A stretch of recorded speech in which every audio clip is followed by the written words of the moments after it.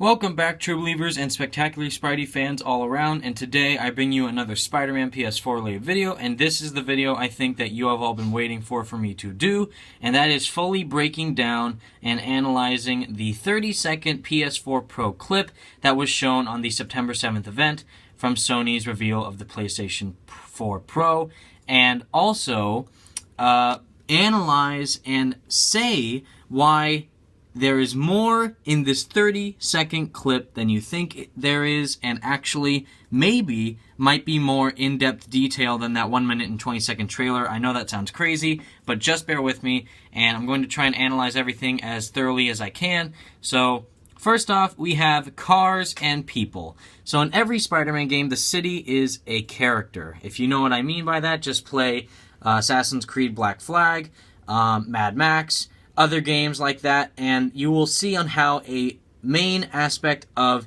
the game is also not a person. It is the character or city that the main character that you are playing as is in. So for example, the Magnum Opus was a main character just as Mad Max was, and the Jackdaw was a main character just as much as Edward Kenway was. So for this, New York City is just as much as a character as Spider-Man is in this game, and it is going to be thoroughly and in-depthly shown over the course of the marketing or the promotion of this game whenever we are trying to see more of it. And what I mean by that is, in this 30-second clip that was supposed to show the graphics of the game, already on this bad picture quality that I have right here, which I apologize for, you can see in the distance right there, as far as the city can reach, the never-ending streets of New York City and the buildings that just keep getting taller and bigger and more diverse, and that is something that has never been done in a Spider-Man game before, is to have different building variations, different building models, very strong archetypes, very different architecture for each building. It's really trying to capture the modern-day essence of New York City today, and I think that I can say proudly that this will be the most detailed character of a Spider-Man game we'll ever see in a superhero game thus far, meaning New York City is going to be jam-packed with people, with cars, with side activities, with everything. What I mean by that is, look at the streets. Look at this person right here exiting the cab.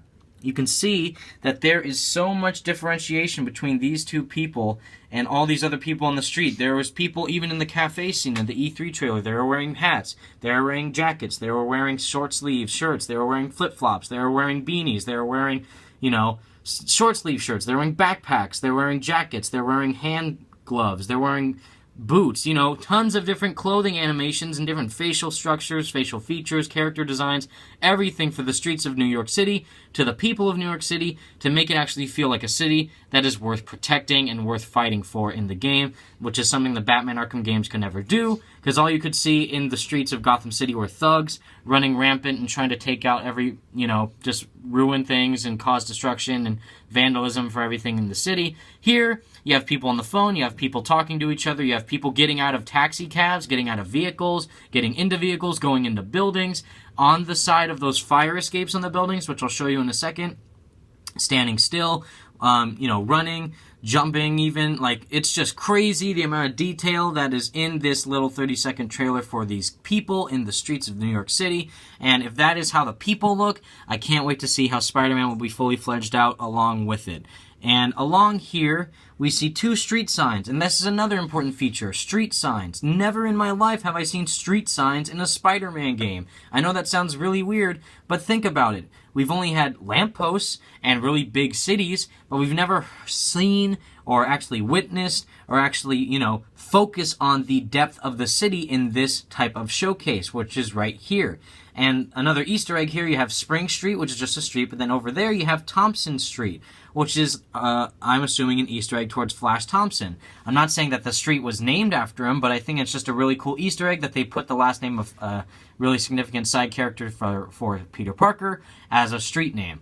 It's really cool indeed. But also, to the streets in general, there are districts in the city in Spider-Man 3 where it actually showed, like, you're in Tribeca, you're in Soho, and stuff like that.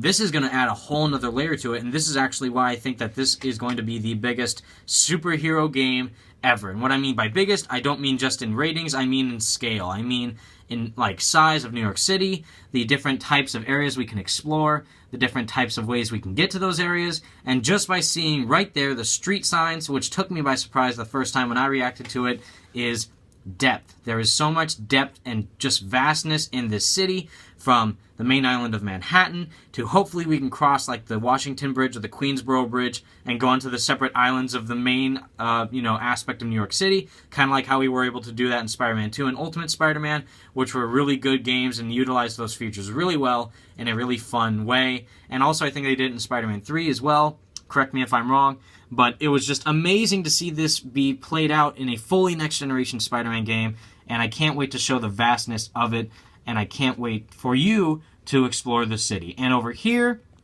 if I can continue the video, we have buildings and statues. So by buildings and statues, I mean, of course, there's going to be buildings in the game. That's a trademark of New York City, of course, and that's also a trademark of Spider-Man games, to just fully go out and explore New York City. But mainly, we have these three-dimensional, amazingly structured buildings with these windows that are sticking out. Like, I've never seen this before in, like, a Spider-Man game, because everything was kind of flat, one-dimensional sized buildings, and the walls as well, if you were trying to look in through a window, it would be either, you know, a light would be inside indicating that it's, you know, someone's in the building, or the lights are off indicating that no one's in the building. But here we have like these three-dimensional windows that are everywhere. They're jam-packed throughout all these buildings in the city.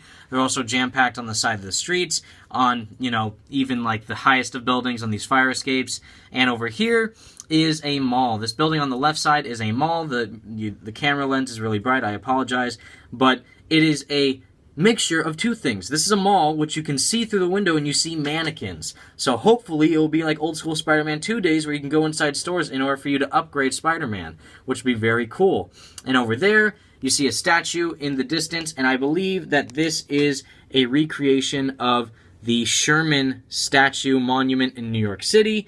And I believe that is an interpretation of it, because from what I've seen and researched, the Sherman Monument has been in a certain park in New York City, but they took the horse and man out and just only kept the woman with the wings and her luscious gold posture and put it in a building area in Spider-Man PS4, which is a very cool way to utilize the real-life landmarks of New York City, once again proving on how depth this game is going to be, how vast it's going to be, how huge it is, how insanely vast and extraordinary it will be on a next-gen console once we play it.